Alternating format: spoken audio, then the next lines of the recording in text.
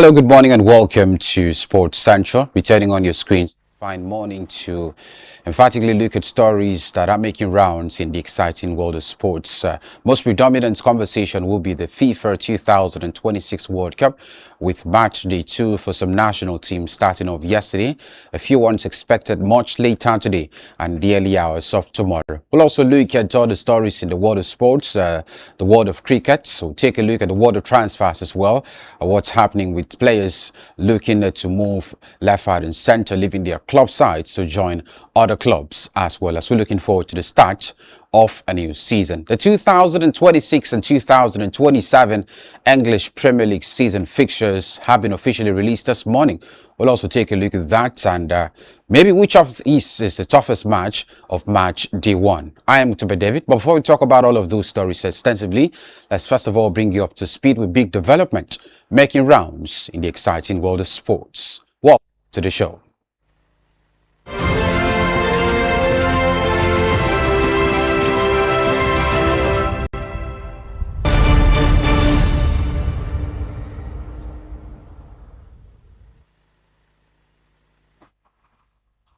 We begin the conversation from the world of cricket, where Nigeria's senior men's cricket team, the Yellow Greens, endured a difficult start to the T20 I3 series in Windhoek, Namibia, after falling to a 7-wicket defeat against Hong Kong in their opening fixture. Batting first, Nigeria posted 126 all out in 19.4 overs, with Salim Salau leading the scoring with a brisk 41 runs.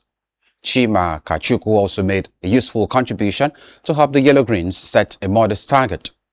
In response, Hong Kong comfortably chased down the target, reaching 127 for 2 in just 16.2 overs. Ashuman Rath anchored the innings with a superb unbeaten 72, guiding his side to victory with ease. Nigeria's bowlers found some success through Sylvester Okpe and Peter Aho, who claimed a wicket each, but they were unable to halt Hong Kong's steady march to the target. The defeat leaves the Yellow Greens seeking a positive response in their next match of the tournament as they aim to get their campaign back on track. Away from that, defending champion Emmanuel Michael will face unseeded Jimoh Joseph in the second semi-final of the men's singles category at the ongoing 47th edition of the Central Bank of Nigeria Senior Tennis Championship, with the last 4 matches across all categories scheduled to take place on Friday at the tennis courts of Package B, Moshood Abiola National Stadium in Abuja. Michael, seeded third at the tournament, advanced to the semi-final alongside men's singles top seed Abua Kansi, who will take on Yusuf Abubakar in the other last 4 clash. The winners of both ties will progress to Saturday's final. In the women's singles category, top seed Mohammed Khadijat will face Ogunjobi Success in the first semi-final, while second seed Emmanuel Essien Bright takes on 5th seed Basie Toro in the second. Khadijat reached the stage with a stretch set win over Godwin Favor 6-love 6-1, while Success progressed to defeating Udofia Mary, also in stretch set 6-2, 6-love. Still talking tennis, Alexander Zverev maintained his smooth transition onto the grass on Thursday on the Tara Woodman Open in Ale, where he returned to the quarterfinals. The number 3 player in the ATP ranking, still fresh from winning his maiden major title at Roland Garros, produced quite a remarkable transition into grass on Thursday. Woodman, Yannick Hartmann, was being beaten by Alexander Zverev 6-3, 7-6 at the ATP 500 event. Zverev dropped just 3 of 44 points behind his first delivery and did not face a break point during his 81st minute victory. Zverev is this week aiming to win his first title in Halle, having advanced to consecutive finals in 2016 and 2017. The top-seeded German next faces qualifier Rafael Collignon, who rallied past fellow qualifier Marta Belusi 4-6, 6-4, 6-3. The final of the 2026 President's Federation Cup has been postponed, with the Nigerian Football Federation moving the fixture from its original dates of June 27 to July 11. Despite the change in date, the venue for the highly anticipated showdown remains the Stephen Kechi Stadium in Asaba, Delta State. The final will see Nigeria's Premier Football League side El Kanami Warriors take on Ikorodu City in a battle for the prestigious domestic cup title. The reason for the postponement has not been officially disclosed by the organizers. Both teams will now have additional time to prepare for the encounter as they aim to end their campaign on a high note by lifting the President Federation Cup trophy. Still talking football, Teboho Mokoena scored an 83rd minute penalty to win South Africa draw against Czech Republic at the World Cup. South Africa trailed after 5 minutes and 7 seconds when Michael Sadilek lashed on a clever layoff and rifled home the earliest goal of the tournament so far. The Bafana, who also conceded early against Mexico in their tournament opener, eventually settled into the game and slowed down play, but their struggle to create chances and only managed their first shot on target in the 74th minute. But their fortunes finally changed as Tafelo Maseko's shot turned into Pavel Such's arm in the Czech box with less than 10 minutes of normal time remaining. Mokoena made no mistake with the finish, slotted into the left corner. A point does little to help either side, and their chances of qualifying for the knockout stages remain in the balance, with Mexico and South Africa above them in the Group A table. However, with the 8 base third-place teams progressing to the last 32 and 3 points likely to be enough to secure a place in the knockout stages, South Africa and Czech Republic still have it all to play for in their final group games.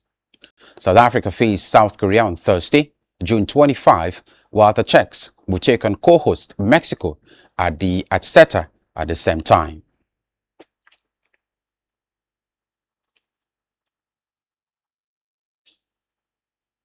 Well, that's all we have at this time. We'll take a very short break, and when we return, we'll have an extensive conversation on the show. Do stay with us.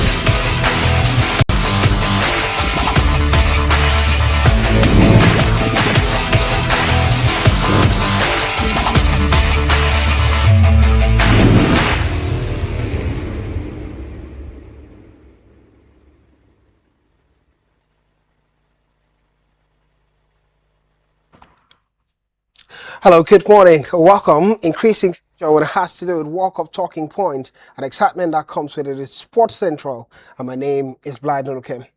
The key talking point around today's sporting activities and discussion would center around the World Cup as getting day two of the World Cup getting further interesting as South Africa and African side pulling a draw in this one will be a conversation. We'll also talk about increasing games that's taking place in the World Cup, what the statistics are based on the performance of African side comparatively to the South American side, North American side, European sides, and even further, we'll talk about the Oceania region and what they've brought to the table at the World Cup. Increasingly, we'll look at the perspective of Nigeria in the world of cricket, talking about the T20 and Tri-Series in this one, and the world of tennis as the Hela Open continues with Alexander Zverev reaching Hela quarterfinal in style. It would be a conversation. Similarly, the HSBC Championship taking center stage and the Berlin Open are being one to talk about. The Super Falcons also are staying top in Africa, 36 in the world. Holistic conversation to look at across board from other sports to the world of football. I'm not alone in the house, with Tuba David being part of the mix as you saw earlier, and Mfonitina in that regard. Wholesome conversation we're looking forward to. Tuba, start with you. Good morning. The World Cup getting further exciting. Day two started, and we saw South Africa pulling a draw. Well, quite delighted to be back, particularly. I think I'm quite concerned about what happens the next stage of a competition. Mexico, the host, the co-host of this World Cup, becoming the first team to progress to the round of 32. So it shows exactly what we're expecting. And for those who drew yesterday, especially for South Africa, yeah, one could say their hope still hangs in the balance, but I think it wasn't still an impressive result because I expected them to win. Well, however it is what it is. It is what it is, which we're talking about. And Fantina, good morning. Good to see you. Excited to be back. Well, let's get to the talking point then. For wasting no time, ready for this one, it has to start with other sporting activities, the world of cricket, and we go straight to the T20 International Tri-Series. In this one, as Nigeria's Yellow Green, the main team of Nigeria, suffered early defeat, or opening defeat to Hong Kong. Fun, before we get to talk about the details of that defeat, I remember hearing the news and wondering why would Nigeria lose to Hong Kong when it has to do with cricket, and maybe a battle between two nations that are not cricket nations holistically in that direction. But good win for Hong Kong in the tournament taking place in Windhoek, Namibia. And well, batting first, Nigeria posted 126 all out in 19.4 overs, with Salim Saleh leading the scoring with the breaks 41 runs. But Hong Kong responded comfortably, chased down the target, reaching 127 for 2 in just 16.2 overs. I would say a disappointing early one for the Yellow Greens, but still have further opportunities in the tournament. Well, definitely quite sad for them. I think it's going to be. Is this the first assignment for the new coach of the Nigerian team, Mangongo? Yeah, I think so. And he's losing. I think it's going to be quite difficult for him to try and bounce back from this now, because I still remember Steve Tikolo who was talking about the Nigerian team doing exploit, even trying to get beyond their means as well. But unfortunately for Nigeria, now we have to lose to Hong Kong.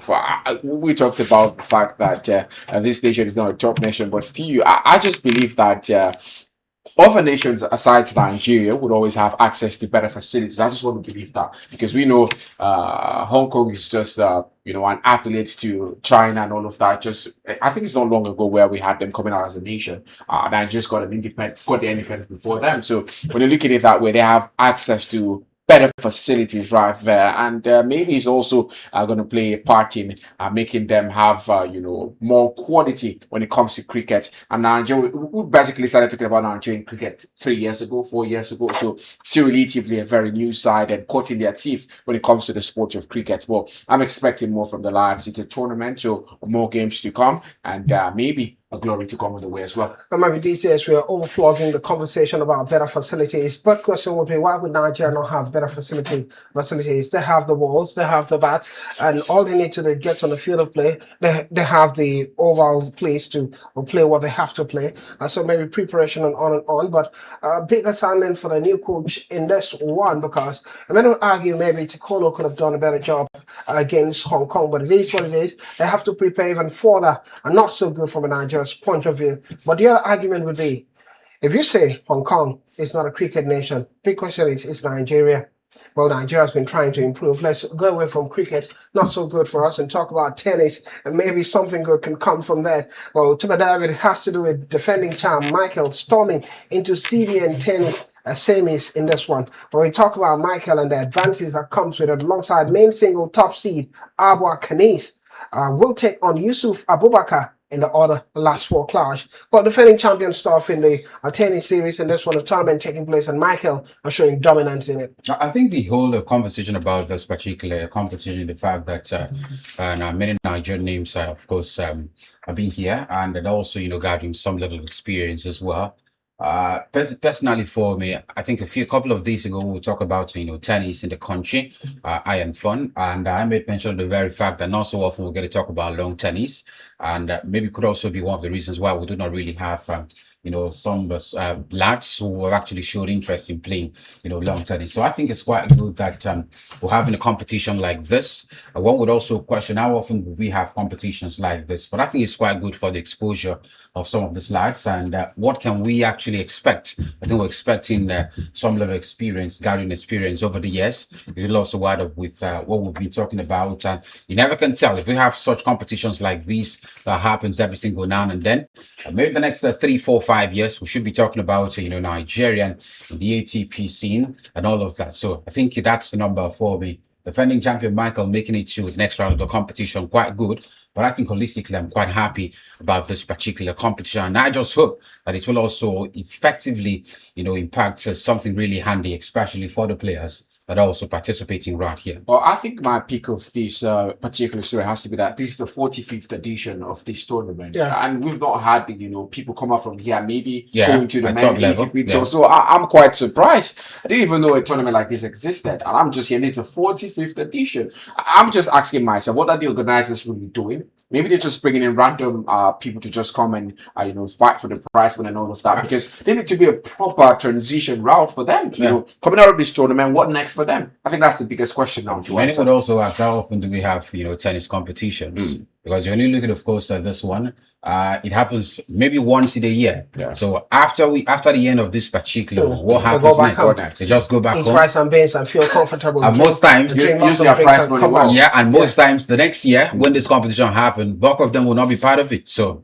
in all of that, it affects those players. And the other conversation, it must not always be about the organizers of it. And they've done that bit, raising competition. Absolutely. Bringing out superstars, maybe the Athletics Federation, not Athletics Federation, Table Tennis Federation also. Look Even the forward sports to commission how as to well. do more. But when it has to do with table tennis, it can't really fall down Nigeria. I think somehow there's been a bit of progress, a few names here and there. You never can tell who might have participated in this competition and come out. The concern will always be in the world of tennis, from table tennis. You can say, well, fair and square. Some names have come out of table tennis in Nigeria. Around Quadri being the flag bearer in that one. Everyone talking about it. But quickly now, let's leave table tennis that is played on table and go to the real one that's played on court. It would be the Hala Open. Talking about the Elizabeth Zverev reaching the quarterfinals at the Hala Open. Numbers counting for them even further. I'll start with you on this one. When you talk about the Hala's Open, it's building momentum even further. And with Zverev in here, I'm looking for him.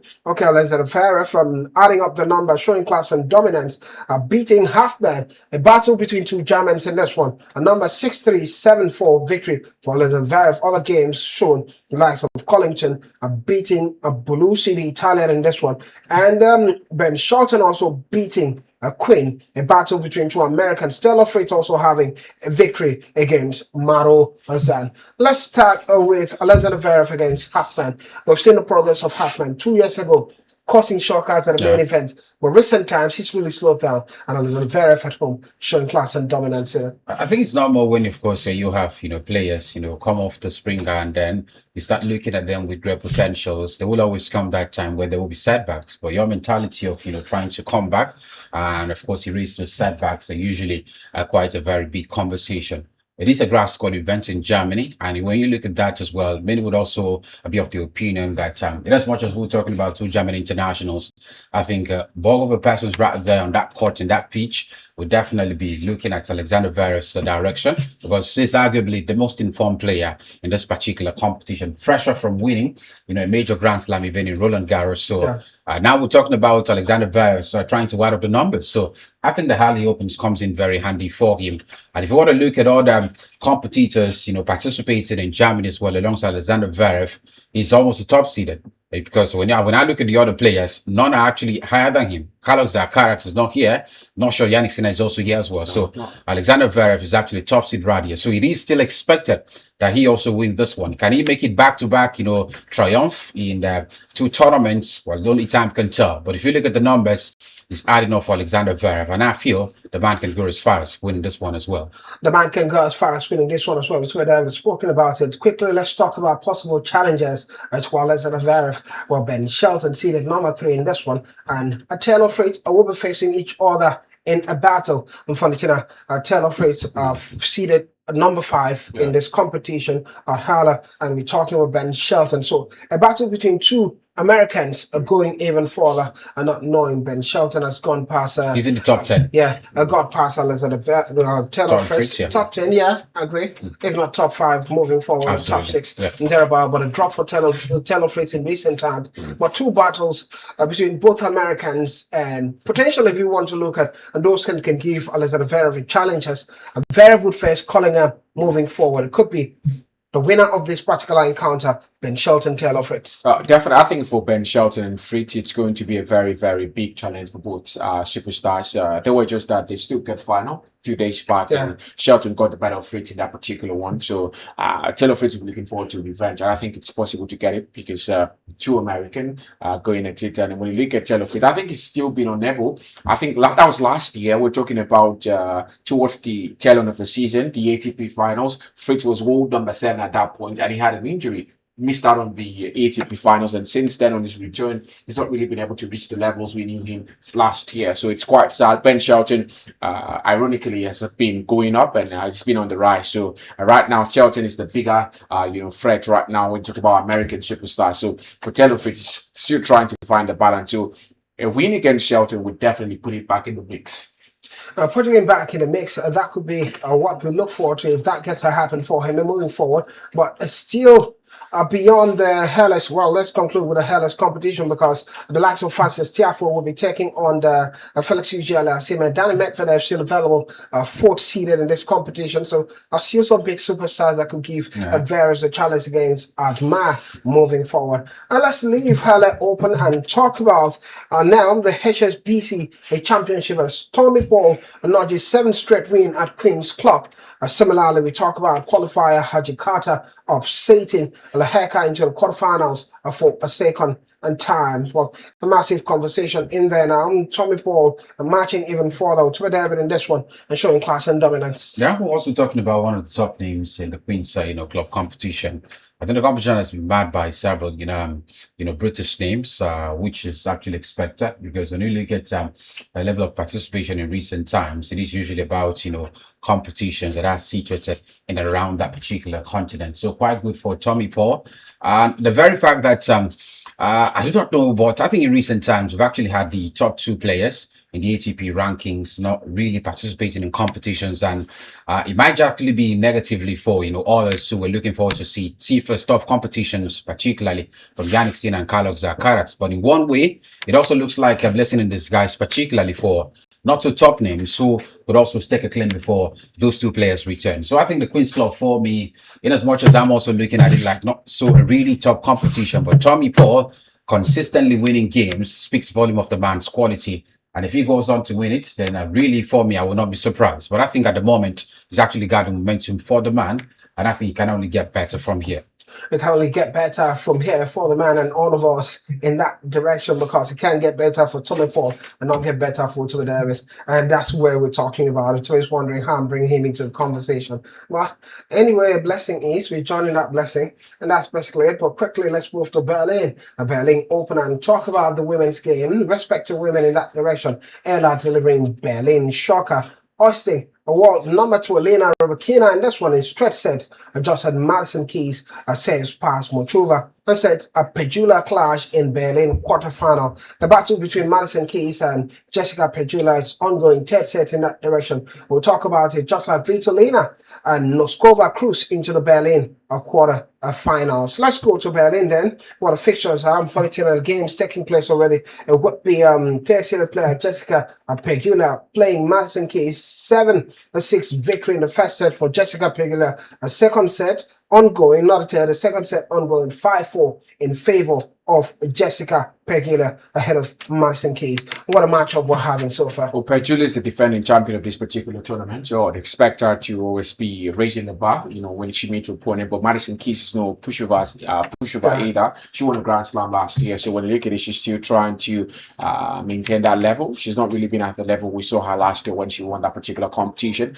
but still, I think she's shown some level of brilliance. She's shown some glimpses of the Madison Keys that won the Australian Open last year. So I'm quite excited to see what she's going to be able to do for herself this year. But if she loses to Jessica Pegula, I don't think that's a big deal because Pegula's been at the top of her game right from the start of last season up until now. She's managed to stay within the top 5 in the women's ranking. So quite expected of her to, win in competitions like this. And just like I said, against the defending champion, she's on hard to defend the championship she won the previous year. Well, lots of unseeded players available at the Berlin Open now, the quarterfinals of Berlin Open, as we talk about Madison Keys unseeded in this competition, and Jessica Pegula are having the front foot in it. Well, other games that will be taking place. World number 1 Aryna Sabalenka will face Batukova in this one. Batukova is unseeded also, and similarly in another quarterfinals, it will be Noskova, 8th seeded in the competition, taking on Paula Badosa, the Spaniard international. I want to talk about those that have won some Grand Slam titles and done so well in time past, but recently the struggle continues for her, not seeded in the competition.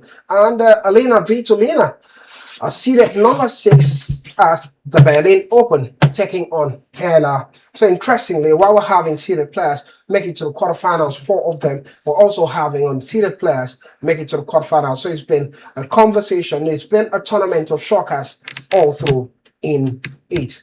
But now we'll go on a quick break. When we're back, it will be football stories all around the world, x-raying the fine details around the standings of the Super Falcons of Nigeria in the world and Africa. Despite the fact that we've not played too many friendlies, but somewhat somehow holding that on top of Africa. It will be a conversation. We'll talk about the World Cup inclusively and extensively. Don't go anywhere. We'll be right back. All the games to be x-rayed from the World Cup.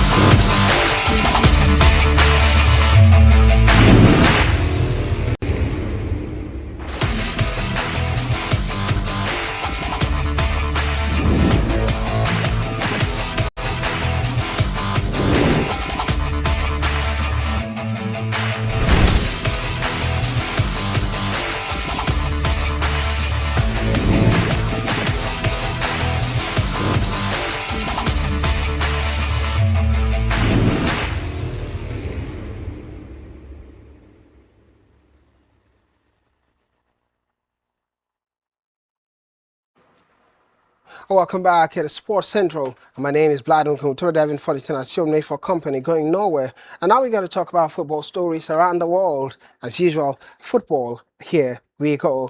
Now let's begin football talking point from FIFA ranking as Super Falcons stay top in Africa, position 36 in the world. One fun, we start a conversation this way regarding Super Falcons of Nigeria.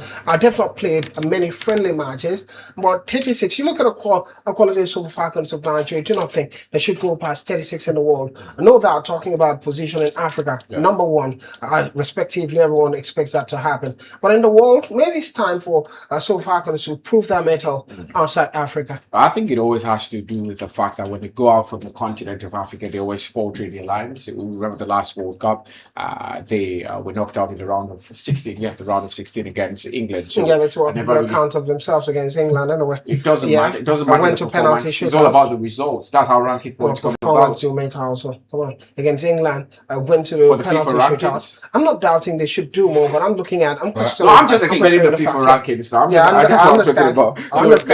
I think basically for me, when you look at the quality of the Super Falcons, I won't question them on the international stage because I'm looking at all the teams who are above, the Super Falcons at the international rankings. Are they better than the Super Falcons? That's another question. I think the lack of inactivity for the Super Falcons whenever we have international windows is actually the reason why they're number 36.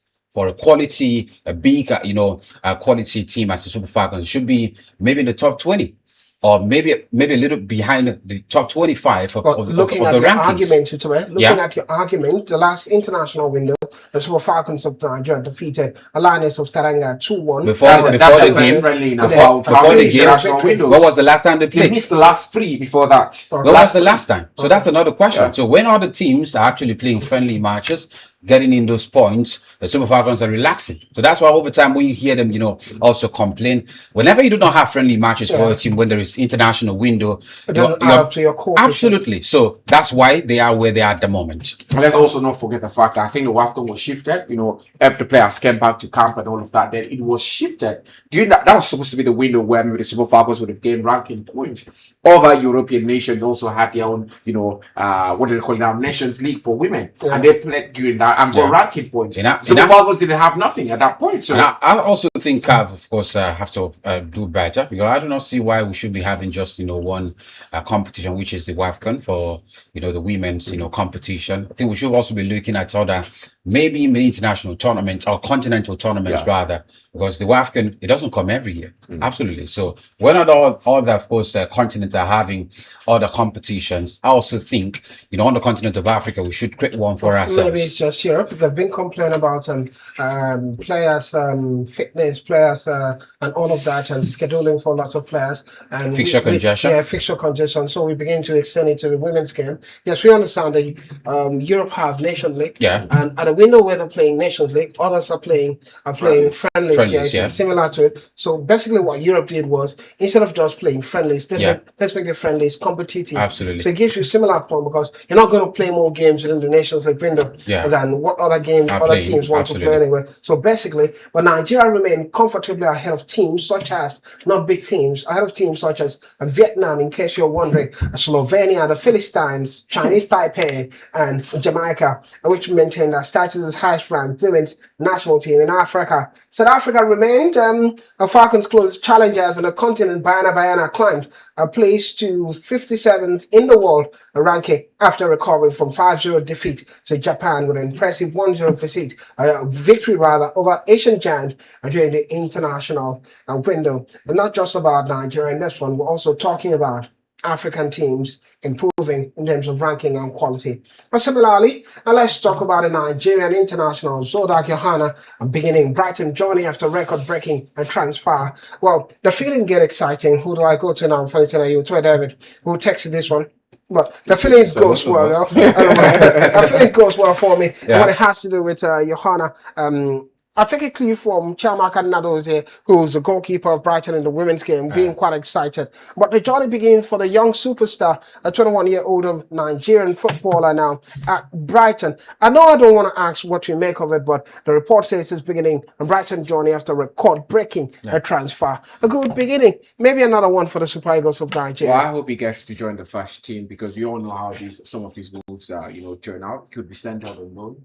They've actually tweeted those rumors. Those are still, rumors in the media space. We don't know yet. So you think it doesn't have a quality of staff? That's not what I'm saying. I'm just saying I hope, because we know how African players are treated. Yeah, we have to be sure with ourselves. I know you're hoping. I'm asking you a question. This is it. What do you think about him? I think he's got the quality. Yeah, I think I've watched him at Sweden. Some of those maybe highlights I've seen. He's very good player for AIK football. So when you look at it, I think he's got quality. But Brighton have got quality within their ranks. They've got quality within their ranks. I'm asking myself, who's he going to start over? He's a winger. And you look at the likes of Thomas in that club. But I think maybe he's got something to prove. So I'm just excited about next season. I think Brighton have had the fundamentals of, entrusting youth, particularly giving them chance to excel. Without that, they don't make money. Mitoma was there where Sema Adingra was doing really well at the last African. That culminated into him having that call up to the very national team. A couple of other young stars. Adingra's not really shown. He's recently, after moving to Sunderland, you look at Evan Ferguson at the age of 17, was given opportunity to lead the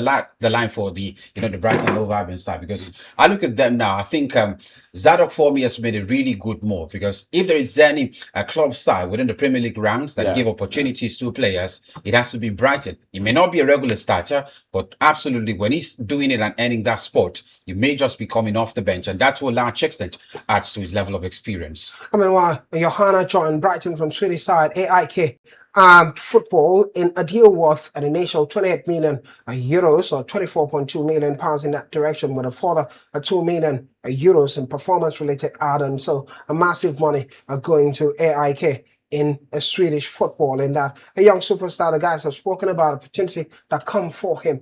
But quickly, away from upcoming superstars, let's go to where the big superstars are performing. And the biggest stage of it is taking place United States, Canada, and Mexico. Trust me, last time I was in Canada, and the group game in Group A, indicating Mexico edging South Korea and confirming progress to knock out, let's say, South Africa. As an Argentine check, a draw, and World Cup leg penalty. Nothing gets further interesting beyond that. I do a roll call of all the games that took place yesterday, then we get to the analysis of it. Ghana yesterday beat Panama 1-0, and we're talking about Uzbekistan 1, Colombia 3, beating them, and Czech Republic yesterday 1, South Africa 1, and Switzerland 4, Bosnia Herzegovina 1, with red cards in there, and Canada smashing Qatar 6, a massive 0. Well, funny thing, we've seen the standings for some of the sides now. Mexico have qualified already, beating that opening, showing class and dominance, a 1-0 victory against South Korea. The numbers counting even further, and Canada have shown they made a mistake in the first game, pulling a draw, and now a resounding victory against Qatar, and Switzerland also having a victory. I don't know what you make of the second round of the World Cup. I heard you say Canada made a mistake in the first game. They just beat Qatar. It's Qatar, and they had 2 red cards in that game, so you never could tell. Maybe it's just they were leading 3 goals to nothing before that red card came. We saw Qatar pull the draw against against Switzerland. I'm just saying, it doesn't mean they made a mistake in the first game. Maybe they found their level. Maybe they found it. Now let's talk about South Africa. Performance. Let's talk about South Africa. I think yesterday the game was quite very frustrating from many ends. You know, considered an early goal. This is the earliest goal of this tournament now, in the 5th minute. So when you look at it, people were asking questions. Why do South Africa keep conceding an early goal? Why always did the same thing against Mexico in the first game, and now against Czech Republic as well. So the question is, can't you settle into the game early enough? Because you don't need time to always, you need time to come into the game and all of that. When you play a tough opponent, you always get to be, on the back foot early enough into the game. So it was quite sad yesterday. Well, at least the good thing was that they were able to score. Yes, it was a penalty, but still a goal is a goal. 1 point now, and still the hopes of maybe finishing as the best runner-up, third place team in that group is maybe still alive for them. But the biggest question is, can they defeat South Korea in the next game? Because South Korea need a win to progress as second place in that group. Well, a big question Fantana is acting there for South Africa, even going further, and we'll see what the numbers count for them in the last game. And amid the fact that 8 teams make it a state place team to the next round of the round of 32, expanded World Cup, before you'll be talking about round of 16, but you have to go through the huddle now before you become a world champion. You have to see Shege. Well, it's basically what it is. Colombia are sort of battling Uzbekistan to go top of Group K, to David, and the likes of Switzerland turning on class leads to ease past of Bosnia in this one. Well, it's shaping up. The big teams are beginning to recover in this tournament now. Switzerland, first game a draw, this one beating Bosnia. Colombia also are going past Uzbekistan. Didn't expect Colombia to do it, and they did. Absolutely fantastic. Absolutely. I think when you look at the quality of the Colombian national team, and of course compete with the opponents, one would actually expect, the Colombian side to do well. Luis Diaz, as a matter of fact, scored. He was on the score sheet, so that shows you quality. He didn't just do it with the Bayern Munich side, but he's also doing it for his national team. Away from that, I watched the game between Bosnia and Switzerland. The first 45 minutes looked a little bit cagey. Neither of the national teams were able to, break down the defense line of each. And it almost looks like both sides will be leaving the pitch with a goal draw. The goal started coming in the 70-something minute. And many would also attribute it to the Switzerland, national team coach, made a few changes. And then the goal started coming in, the likes of Brilliant Bolo and the rest of them getting on the score sheet. Really, really emphatic, I must say, for the side. Unfortunately for Bosnia, they had to lose the game. Despite Edin Dzeko having some couple of chances to bury the ball at the back of the net, especially in the first half, it didn't just come for them. So one would also look at the quality of the Bosnian side, not really good enough. So I think for me, Switzerland, the top side, Of course, the other team now, it's upside as well. So when you look at that, it's almost obvious those are the two teams that may likely qualify automatically to the round of 32. Well, the postulation continues. Who makes it to a round of 32? Well, no more question after game two. Possibilities are being seen as fast as possible at top-level superstars. We've talked about the performances of African side. It still seems to be below par in terms of comparison with other nations. I think Africa, in terms of win rate, has been quite low comparatively to the rest, the lowest comparatively to the rest. But I would say, well, more difficult game for African teams anyway in the opening round, but we see how it happens. How many African teams will make it past the group stage to the round of 32 moving forward? And before we get to talk about Premier League fixtures that are out and transfers, I won't have to analyze. I just give you the fixtures we're expecting next in the World Cup. The United States of America take on Australia today, 8 p.m. And we'll talk about Scotland against Morocco, big game for. And tomorrow, Brazil against Haiti, and Turkey against Paraguay. Netherlands take on Sweden, and even further, Germany, Ivory Coast. On Sunday, other games take place. We'll get to see what the report will be when we return on Monday to give identical analysis on all of these. And quickly to the world of transfer. All right, before we talk about transfers, so what be the Premier League season opener? Coventry play champions Arsenal in the season's opener of the Premier League. Massive talking point. Other games that starts Friday, 21st August. Arsenal, Coventry, 8 p.m. is the time. We're talking about Saturday, 22nd August, Hull City, Manchester United, first game. Aston Villa, Crystal Palace, Ipswich Town, Sunderland, the first game of the Premier League for them. Nottingham Forest, Leeds United, Brentford against Tottenham. And on Sunday would be Brighton and Aston Villa, logging horns, and Manchester City against Bournemouth. Pep Guardiola leads Manchester City in this one. And Newcastle United, Liverpool, and on Monday, 24th August, Fulham against Chelsea. The first phase of the Premier League fixtures as stated out. And quickly to the world of transfers. Then a Tottenham sign John Paul Van Hecke from Brighton, £52 million deal, and Liverpool sign Monarchs and offer £86 million for Diomande. Well, to take one, Tottenham, and talking about Van Hecke joining them from Brighton. I think it's quite important that Tottenham Hotspur starts, creating another crop of players, particularly after the relegation last season. Don't forget that their captain is leaving the Argentine international, especially after bashing the club side, I think about 3 times in the just concluded Premier League season. So Roberto De Zerbi's reign, he has to ensure he signs players. But I think the 53 million euros paid for the Brighton defender, many would say it's maybe the transfer window being really saturated in recent times. Yeah. So when we look at the quality of the man, is he good enough as regards to the departed captain? Well, I don't know what to say at the moment. Is it good enough for Tottenham Hotspur? Yeah, good enough for conversation about Tottenham Hotspur getting players. I don't know what's it in recent times. Is it good enough for Tottenham Hotspur? I think it's just, of course, a middle average player, basically not really a top class player. Because when I look at Spurs, I do not think they're fighting for anything this particular season. They just have to cement their status, and maybe from there we should talking about European sport for the following season. Oh, well, it's what it is. Funny thing, just 30 seconds. We're out of time. Spurs completing.